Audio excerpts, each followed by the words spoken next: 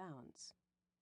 In 1794, George asked Lady Jersey, his hitherto standby mistress, to see what she might be able to find him by way of a suitably Protestant princess.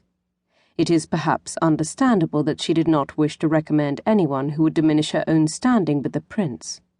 In view of the results, Lady Jersey's intervention proved catastrophic. George would have been better off asking the help of a less personally interested intermediary. What she came up with turned out to be one of Europe's least appealing princesses. Caroline of Brunswick was royal, in fact, George's first cousin. Her mother was the sister of his father. But that about covered her commendable qualities, aside from the prospective groom's belief the connection would please her uncle, his father.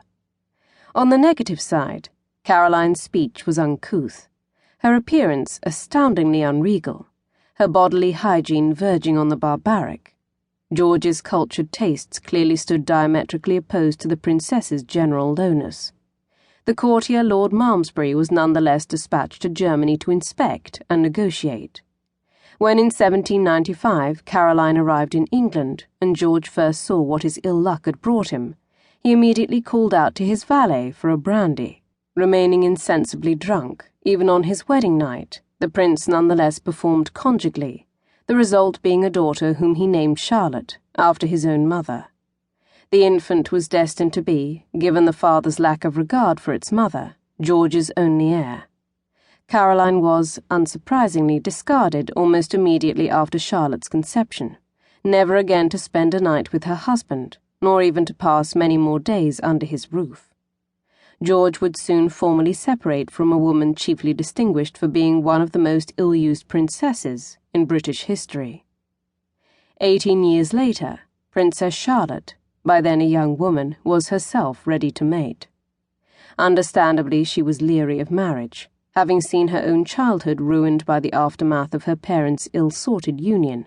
Though she was loyal to her father, Charlotte was nonetheless perfectly sensible to the Prince of Wales's many and varied shortcomings. She once confided that, "My mother was bad, but she would not have been so bad if my father had not been much worse still." But now grown, the all but certain heiress to the kingdom in which George was serving as regent for his mentally incapacitated father, had all Europe from which to choose a husband. Leopold of Coburg was the eventual winner of Charlotte's hand, and of future status as consort to a British monarch.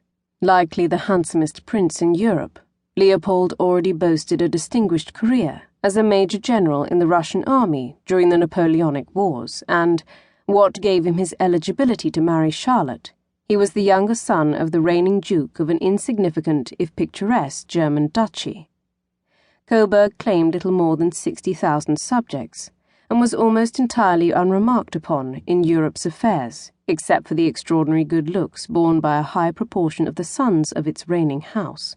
Even the great Napoleon himself once called Leopold the handsomest man I ever saw at the Tuileries. Of ponderous personality, and apt to measure every word with razor-edged precision, Leopold's sombre character stood in notable contrast to Charlotte's. The princess, though dignified and imperious, was outspoken and romantic, possessed of impulsive spirits and a generous heart. As for Leopold, he was cautiously quiet, not noticeably passionate, and had too little money to be generous.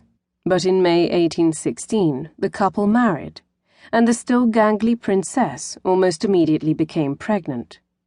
She miscarried this first child, but quickly conceived again. On November 3, 1817, 3 weeks overdue in her second pregnancy, Charlotte's waters broke, and her doctors put her to bed.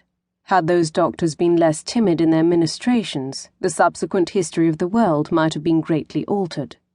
But dealing with royal births tended to make even otherwise aggressive physicians think twice before applying necessary measures. Sir Richard Croft, Charlotte's obstetrician, examined the princess, without, of course, the slightest effort to employ sanitary methods, the medical implications of asepsis not then being understood.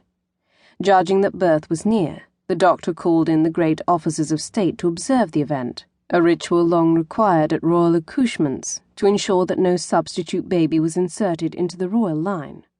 But Croft and the witnesses were to be disappointed. The child refused to be